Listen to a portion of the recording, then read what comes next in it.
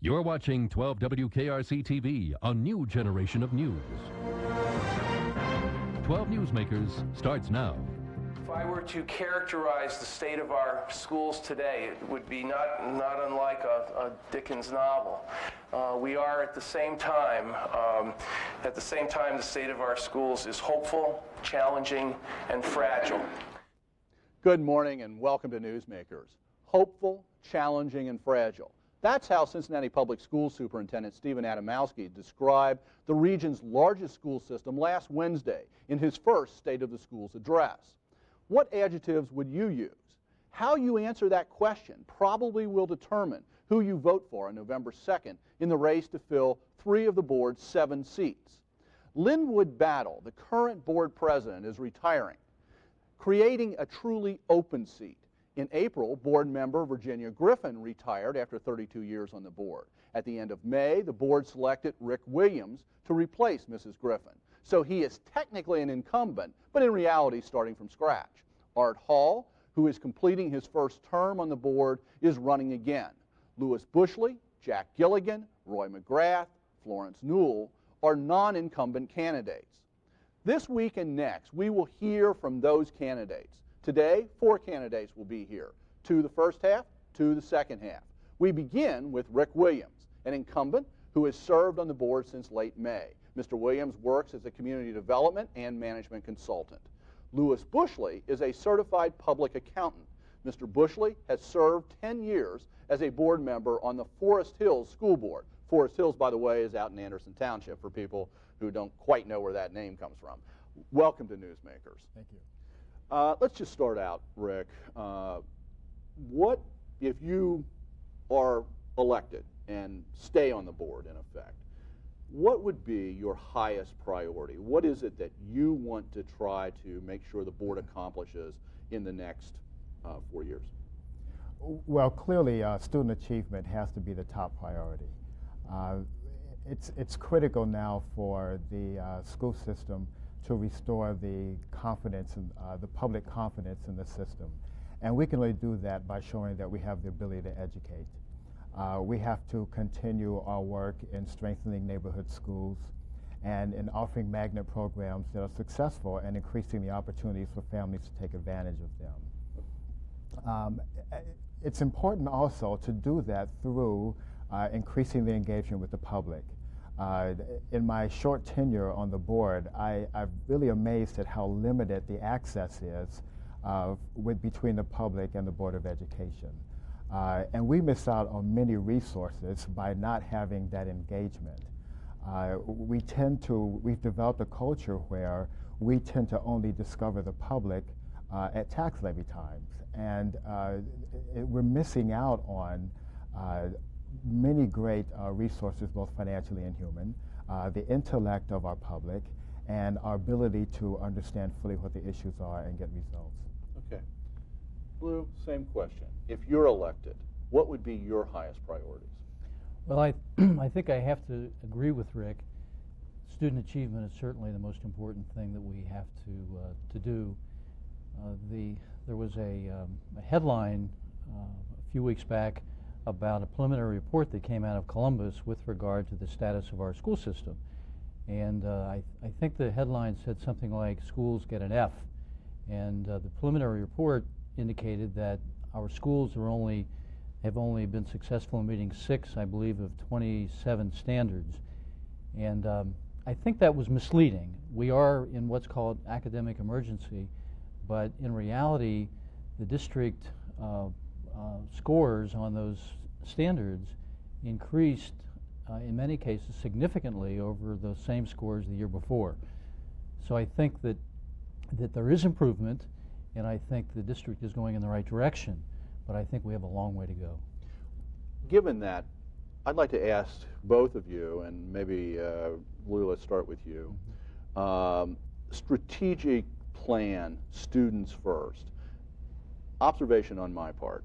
The schools, the board, the administration, top administration, they're very proud of students first, very proud of the strategic plan. They believe progress is being made, as you pointed out, that steadily, maybe slowly at this point, They believe in students first. Is it what, but you know, the public I don't think is really locked into it. Maybe this gets back to what you were saying. Lou, is students first the right plan? Would you support that if you become a board member? I would support it. I have read it, and I think it is the right direction to be going in. I think that the fact that students first creates a situation where monies are designated to each school based on enrollment, and that way we get some equity within the system. I think that it's absolutely the way to go. Rick, you've been on the board now for 4 months or whatever. What do you think of students first? I also agree that students first is the plan. It is the direction to go in. But I was amazed when I first joined the board how skeletal it is. And when you read it, it doesn't point to real clear instruction for the direction of the district. But what it does, it provides the kind of flexibility that each site needs in order to meet the demands of their particular constituency in their school. So they can have the flexibility of addressing their school community, and other sites can do the same. So we have an opportunity to put meat on that skeleton as we develop it as in the next coming years. You know, maybe this is related to the fact that it's skeletal. If you listen to Dr. Adamowski's presentation on Wednesday about the state of the schools, it seemed to me, and maybe I'm going back to my days of sitting in classrooms, you know, there were 39 points for this and 27 for that, and it was like, whoa, where are we going with all of this? Dr. Adamowski has been here for a year. He has brought a lot of things, it seems to me, and he has been building, I guess, on students first, but there's a lot of other things that are really, it seems to me, his. Do you think he is going in the right direction, particularly in light of the fact that the board, which you're now a member of, just extended his contract for 1 more year, and that actually was a controversial vote, as it turned out. Do you think Adamowski is the right person to flesh out students first? Absolutely. I think that he has brought a lot to the district in that 1 year, as you suggested, and has put a lot of the meat that's on that skeleton around Student First. And I would say that most of our votes at the school board, another thing I've learned in a 4-year tenure, almost everything is controversial. And that's a good thing. It shows that we have a disparity of views, and that we can make decisions as a group, and sometimes we disagree on those decisions. I happen to believe that we are headed in a very positive way toward accomplishing some great goals. Lou, for you, Dr. Adamowski, right person to implement this plan? Well, I don't have the insight, obviously, that Rick has, you know, being an outsider looking in, but based on what I have seen so far, I think that Dr. Adamowski is doing a good job, and I think that he is the right person for the job. I think that he kind of reminds me of what I've read about the superintendent in Chicago, who is a doer. I mean, he gets things done, closes schools when they need to be closed, redesigns schools when they need to be redesigned. He makes decisions. And if you know, I said before that I think we are making progress, but I don't think we're making progress fast enough. And I think that it's time for us to get to work and to get these scores up and help these children learn. And the sorts of things that you just mentioned, the redesign of schools, well, closing of certain schools, et cetera, that Adamowski has proposed, is that enough? Well, it may be enough with regard to those schools, but once that redesign is in place and getting new staff in place, then I think it's crucial that we monitor the progress that's going on within that building. We monitor it quickly. I don't think we should wait 3 years to see if it's working. I think we should look at it on an annual basis and be sure that we're making improvement before we wait 3 years before we look at it and evaluate progress. You know, one of the things, Rick, is right now a lot of people are focused on charter schools as a way of improving options for students, as a way of prodding the school system into a more competitive mode to get better, rather than just asking about charter schools. The board the board was presented with a number of plans a couple of weeks ago, approved only one, as I remember, and then sent most of them back. What do you think the criteria for charter schools ought to be, and what do you think, how many of these should be chartered? Should the Cincinnati Public Schools be chartering a lot of these schools, or just a few?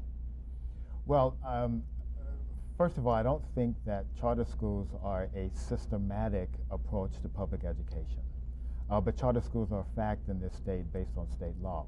We have an opportunity with the Cincinnati Public Schools to create charter schools of a higher standard than the ones that currently exist with the state. Higher standards in what way? Educationally? Higher standards from education and performance, yes. Choice without quality is not really choice. So what we have an opportunity to do is to create both in the charter schools that we approve. The ones that we sent back get to the issue of the criteria that we use for making those decisions. If we're finding that a charter school really can be something that we can create within a public school system, we want to be able to do that. What about you and charter schools? Well, I think that there is a place for charter schools in our state. As Rick mentioned, it is a state law that allows them to exist. I think that it's important, however, that they be chartered by the district in which they're located, because I think the standards are such that when the state board is doing the overseeing, it doesn't appear that we're getting the same kind of results that we could get if we were doing the overseeing. State board is just too far away to really be looking at.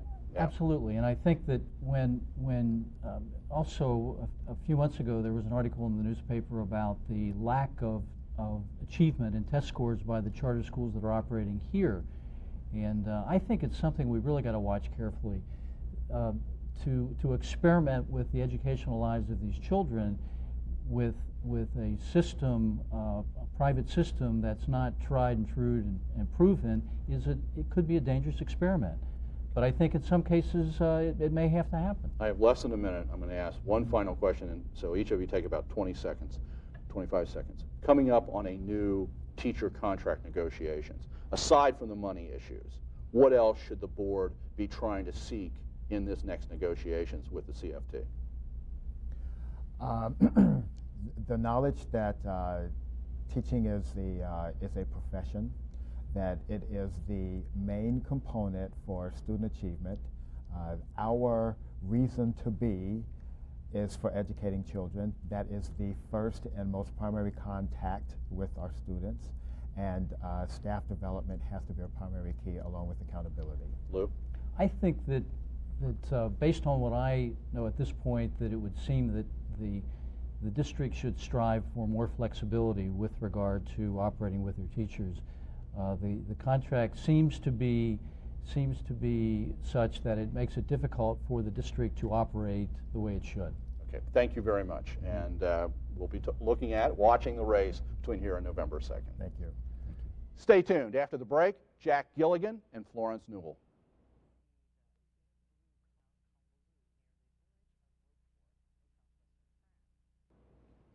Welcome back. I am now joined by two more of the 6 Cincinnati School Board candidates.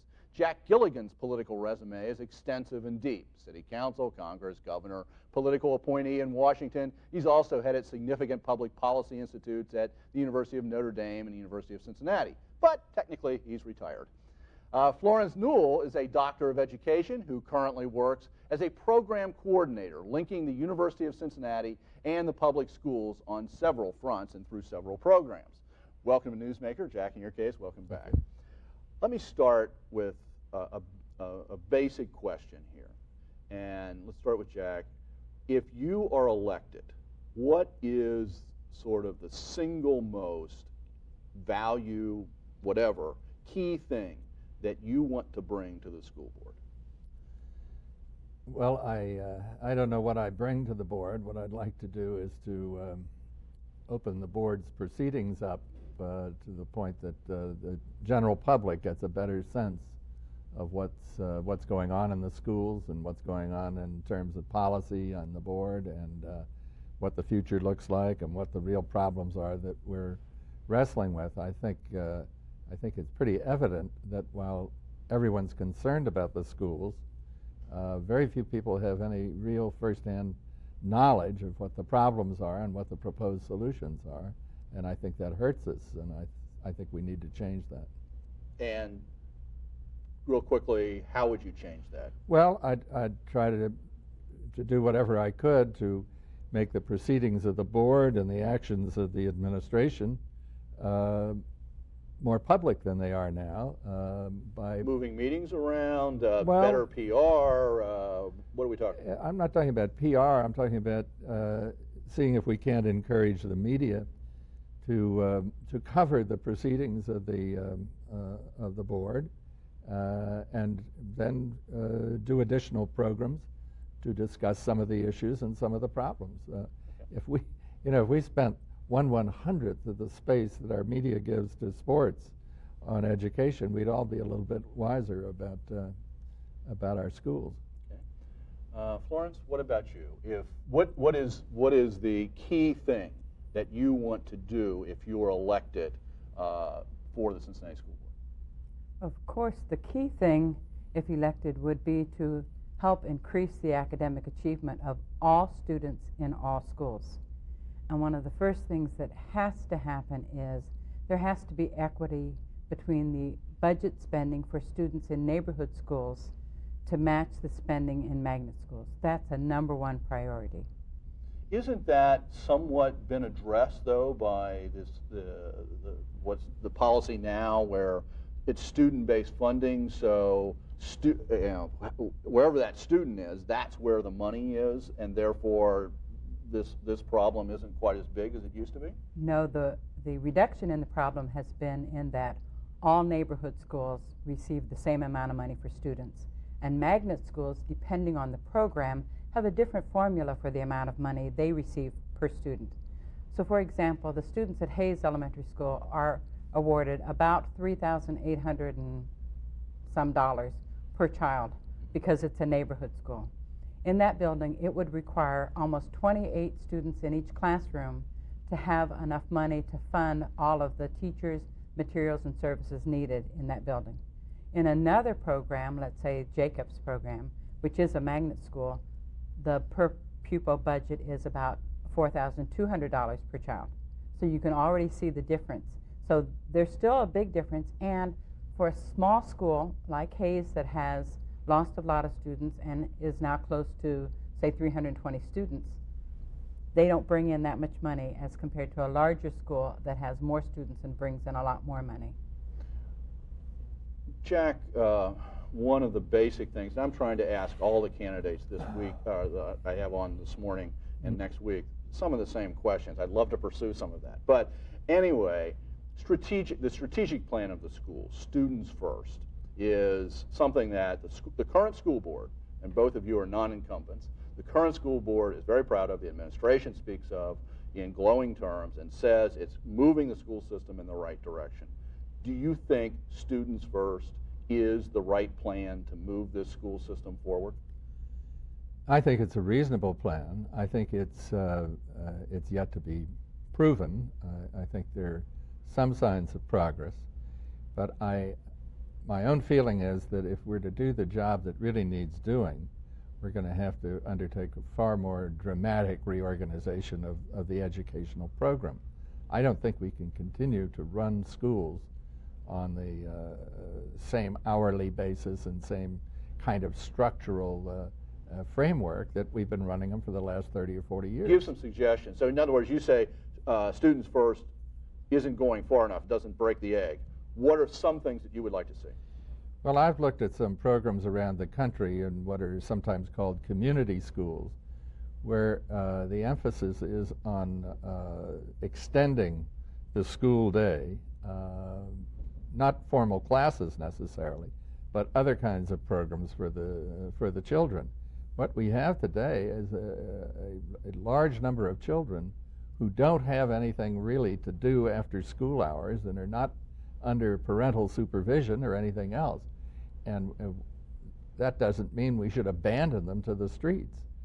We need to have programs, as in some of the schools in New York, for instance, where the schools are open 15 hours a day, 6 days a week, 52 weeks a year. and they have every conceivable kind of program going to fill out the kids' educational experience, not just book learning, but all those other things that go on in the educational sphere. Okay, Florence, let's start. I mean, Jack's introduced a topic which I'll come back to and ask you to comment on, but let's start with Students First. Do you think Students First is an adequate plan in moving this system forward? I think that Students First was a good initial plan, but as Jack stated, it doesn't go nearly far enough. And I would totally concur with Jack about the need for our schools to be open longer, to provide opportunities for children and their families to be involved in programs within the schools, after school, after dinner, on the weekends, during the summer. If I understand this correctly. And including health services also in the schools. Yeah. That's another thing community schools truly bring to public schools. Community schools aren't antithetic to Students First. It's just another whole dimension that Students First doesn't speak to. Right. Is that fair? I think that's right. Okay, let's move on to another topic. A lot of people are very concerned right now and very interested in think that charter schools are the answer, or a part of the answer. What's your position about Cincinnati Public Schools creating more charter schools within the district? Florence? I think that charter schools within the district are fine. I can support those as long as they are programs that would meet the needs and fill the gaps within our programs. I do not support state chartered schools because I'm such an advocate for the Cincinnati Public School District and for public education that I cannot support anything that detracts from the Cincinnati Public School District. And something I always try to make clear here, charter schools are still public schools no matter who charters them. That's public money, they are public schools. But what you're saying is you want them locally chartered, not state chartered. That's correct. Jack, what about you on chartered schools? Well, I would agree with Florence on that. I think there are gaps that can be filled in the educational program, special needs of children of one kind or another, that a charter school might be able to do better than one of our regular schools. But it has to be part of a comprehensive plan and program of the school district so that they really fit into place and just don't come in and compete and undercut our regular educational program and compete for dollars and so forth and so on. But isn't that the advocates of charter schools? That's exactly what they want. They want competition, right? Well, but I've never heard anyone explain how competition really improves student performance or educational output. Okay, I'm very aware of the time situation here. Let me ask another question. Stephen Adamowski, superintendent for 1 year, a little over a year now, just had his contract extended for a year. Is he the right person to be leading this district? Because Students First only says certain amount, and then he's been filling in how to implement that with lots of things. Is he the right person? Are you happy with him? Yes, I'm happy with him, Okay. and as much as I know about his activities, I've heard him speak a number of times. I've watched some of the things that have happened in the schools under his direction. I think insofar as he has moved the district, he's moved it in the right direction. I think that's great.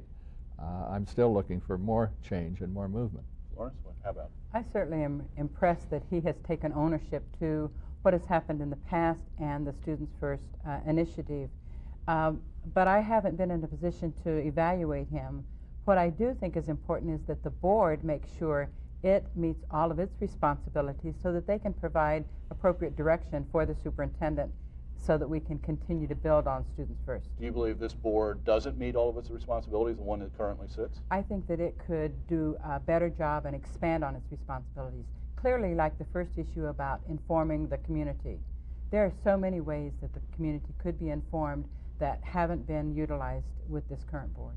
We're less than a minute, so I'm going to throw out a question, answer it real quick. Big question. The contract with the teachers, the CFT, comes up in December. What should be, aside from money issues, what should be the goal of the board in that next contract negotiations? My feeling is that the board should back the administrator in seeking additional flexibility within the framework of the contract, if that's what he feels is needed in order to advance the schools. Florence? And I believe that the board should work hard to make sure that there are components in the contract that provide for some kind of remediation for teachers who are not being successful in our classrooms. Okay, teacher improvement. That's correct. Thank you for being here. We'll watch the race between now and November the 2nd, and good luck. Thank you. Thank you for making Newsmakers a part of your Sunday morning. Next week, the final school board candidates and Drake Hospital levy. Have a good week.